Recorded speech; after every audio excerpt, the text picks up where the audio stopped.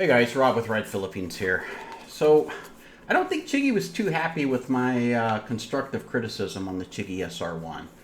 I seem to be in the doghouse, if you will. But, so what I thought I'd do is do another video and give you more information on the Chigee SR-1. We're going to talk about a few different things, but I'm really going to take a deep dive on rear collision warning and kind of validate why I criticize that feature on the Chigee SR-1. But first, some things to know. If you come to the product page, you'll scroll down and you're going to see an image that looks like this. That's going to lead you to believe that the Chigee Go app is going to connect to your Chigee SR-1. You'll be able to configure it in a standalone installation. They did respond to that question and they told me that is not ready to go. So maybe at the end of May or probably June for us to get the Chigee Go app and to be able to set up and configure our Chigee SR-1 in a standalone configuration. It is what it is. What else? They dropped some articles. Let's see, about 3 of them. It's mostly fluff. Talks about alert fatigue and all the considerations that they took when they designed their BSD system. Pretty sure everybody else does the same thing. This was kind of interesting. So like I said, we're going to do a dive on this. Rear collision warning. RCW is the someone is about to rear end you alert. Very accurate. Very accurate. I've gotten very few. The only time I've gotten RCW on my bike is when my bike has been like just right on the side of the road, stopped, and I got traffic flying by me. I've never got another alert. And also this active overtake alert.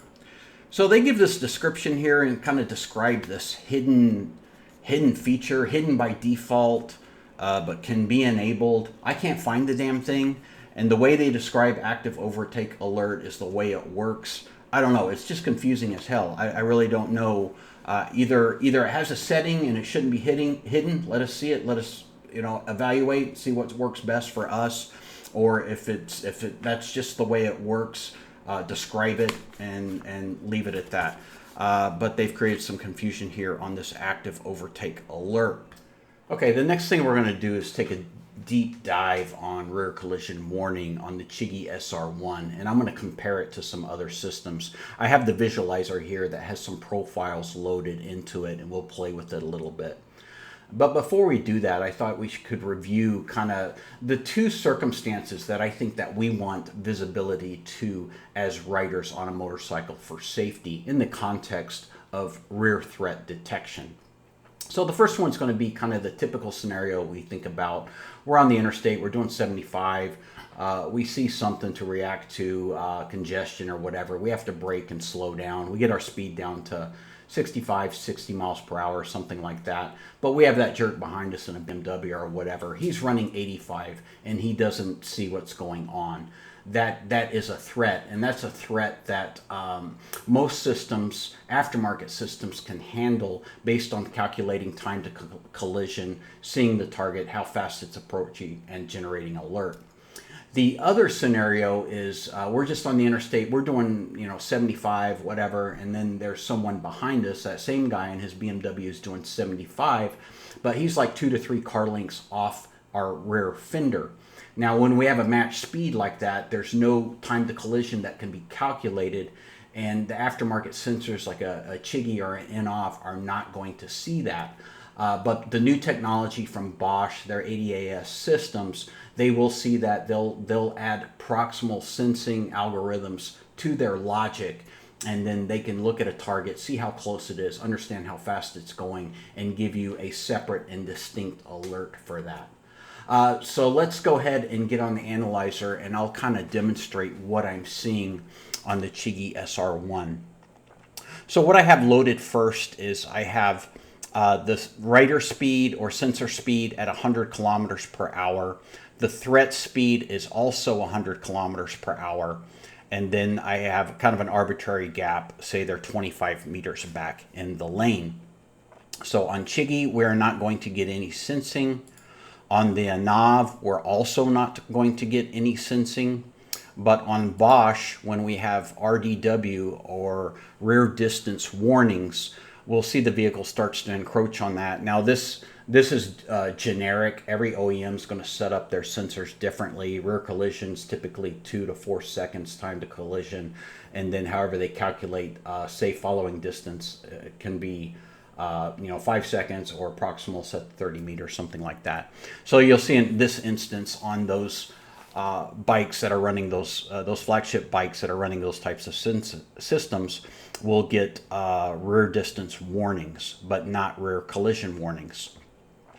So now we'll come back over here to the NAV tab, and what I'm going to do is I'm going to take the threat speed and I'm going to increase it to 140.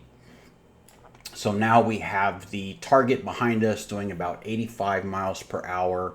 We're doing about 62 for whatever reason, braking or slow speed, and I still have the gap at 25 meters.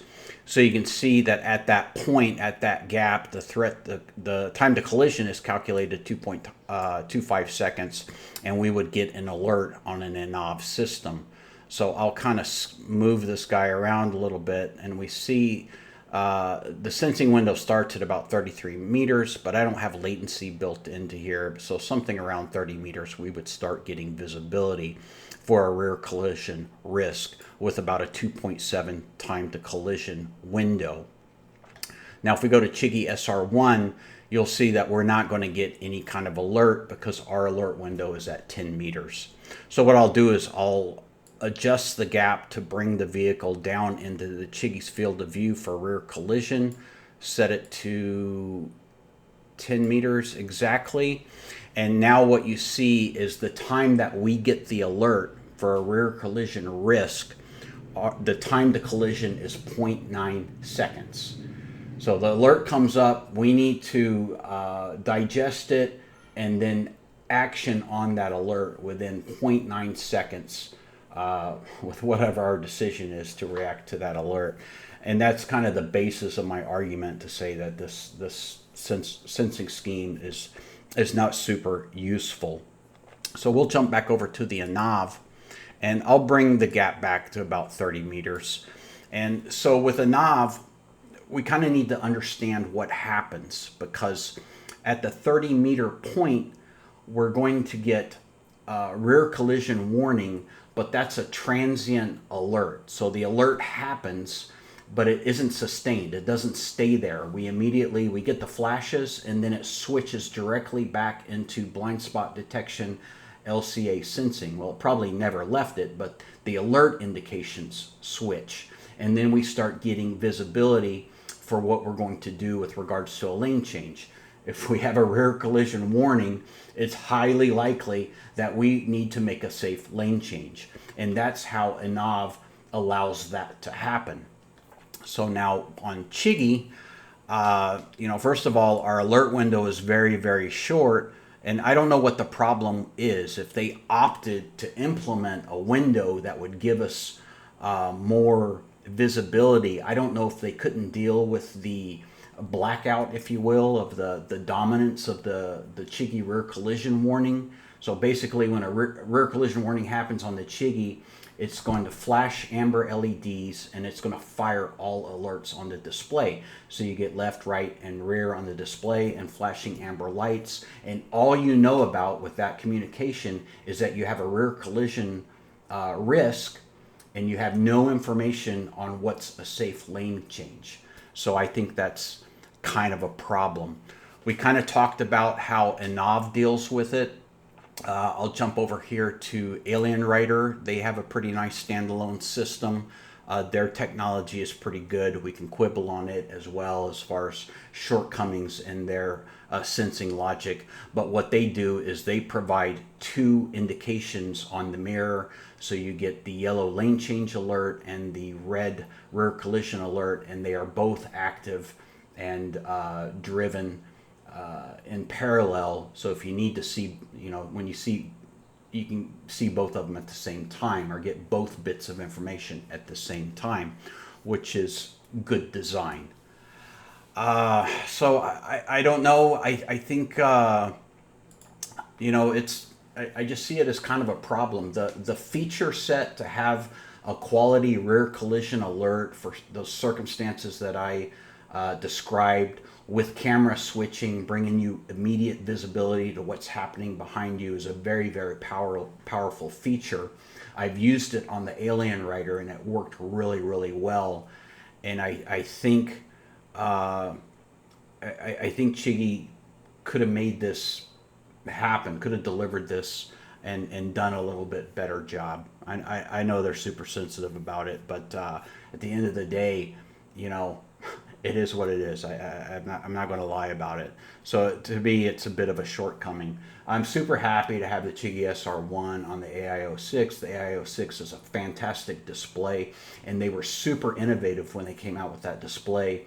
And I had similar expectations for the SR-1. I thought we were going to go above and beyond and really eclipse some of the existing aftermarket BSD solutions and have some really nice features. The lane change assist and the BSD is very, very robust, but it is missing something in my estimation when it comes to rear collision warning.